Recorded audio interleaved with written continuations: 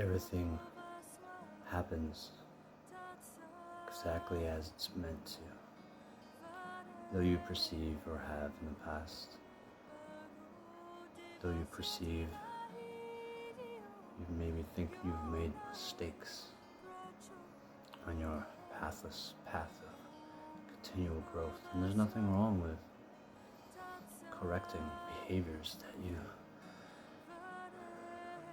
do not feel serve you any longer. But everything happens exactly as it was meant to, and it was always going to happen. Our idea of free will is not as complicated as the ego likes to believe. Yes, we have free will, but not the way your ego thinks.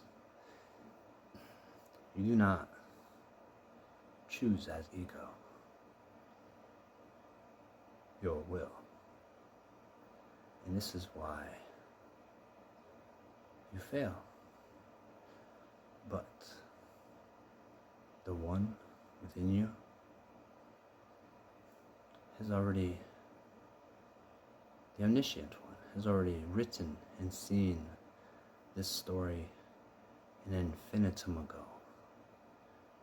And you have done this right here, right now, an infinite amount of times, an infinite amount of ways. And it's always the same. And you're doing all that, all at the same time, in all of these different perspectives. The same thing, hearing me speak, is speaking to me as I hear. I am just a reflection of you, as you are a reflection of me. As this cover of this book is just us in another perspective, in another variation of omnipresence. Just as this space between us that just looks empty to the egoic physical eyes, under the proper observation equipment with quantum physics, you find that what we perceive as empty space is actually a different spectrum of energy, which connects us, what we call us, and reveals that there's actually only one energy field. What you consider you is vibrating in a specific way, like tunes on a music sheet. The song you sing, your vibration, to you looks like that, as the song I'm singing looks like this. We seem to sing a different song, but both are singing a song of the three-dimensional human form. Though our minds, as you go out in the world and notice, our minds seem to be very different. And one thing I would like to point out, some people just don't really care, and they want to believe whatever they're told, and don't seem to be able, for some free will reason, to even think authentically on their own. I remember reading a part of a chapter in the Quran, which I did not like at the time when I was younger. I believe it was called The Cow. And what it talked about was some people that are born here or incarnated here, or some variations of the absolute, play this role of something much like an NPC in a game that you play with other actual people online. And these certain incarnations here, these certain people that you're around, The Quran called it something of a curse, that even if they heard the truth, saw the truth, touched and tasted it right in front of them, the curse that they had was that they would be blind to it no matter what, that they could not see it. You could tell them, for example, that 1 times 1 equals 1, like your friend Terrence Howard, and they would not understand, especially if they were trained and taught by their authority that 1 times 1 is 2. So certain people here, it seems, no matter what you show them, what you say to them,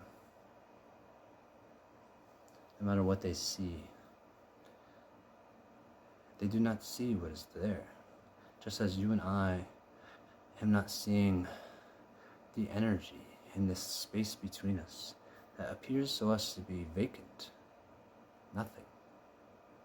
But don't forget, if we trace ourselves back to the beginning when we were singularity, before even that, everything, everywhere, all at once,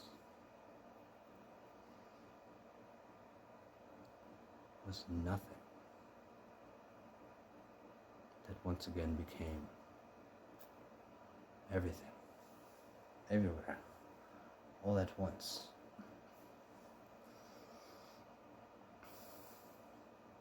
Perhaps you perceive me right now to be a third-dimensional being. Yet, no matter how much you look at me, you cannot see the dimension of my mind, yet I assure you, it simultaneously exists as this physical form you do perceive.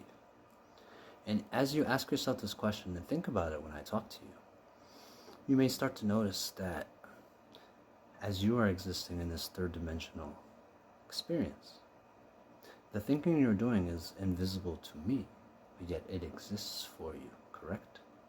So beyond the third dimension, you also realize you are existing on another dimension. For this example, we will call it a fourth, a dimension of mind, which, as science will say, has to do with time and space. For you can perceive and conceive with the mind time as the physical form cannot. It can see the clock, but the physical form does not think. It is the mental dimension of your being, so now you realize you exist in 2 different dimensions at the same exact time, a fractal version of omnipresence. But what of your feelings, your emotional body? When you feel happy or sad or neutrality, joy, unless you physically show me, I cannot see this whole other dimension you exist on, a third omnipresent dimension of your emotional body, your emotions. Some are very good like me in holding a poker face, so I could be indignant and enraged right now. You'd have to guess if I was happy or not. If I was afraid, you're not gonna hurt me, are you? Or was I setting up an ambush to defend myself? I'm gonna run out of time, but there's more dimension to your omnipresence right now.